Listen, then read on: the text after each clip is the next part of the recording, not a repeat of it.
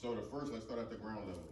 There's a difference between a traumatic day and a bad day.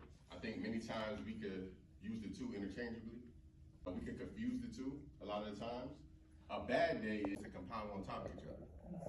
So realistically, it's not such thing as a bad day.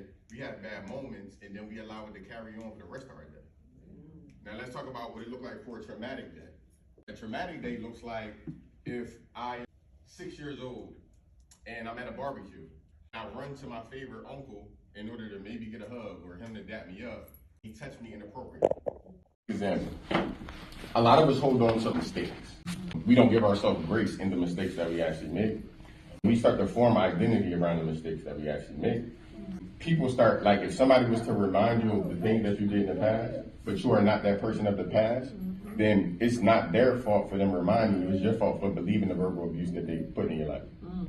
So you build up, you start to hold on, it's like, again, wounds and scars. It's like somebody picking at they're saying, that's why you injured. Wait a minute, I healed from that. Stop allowing people to remind you the things that you healed from. Stop allowing you to be held hostage to whatever that memory is. So that's what I mean by the actual identity part. We let people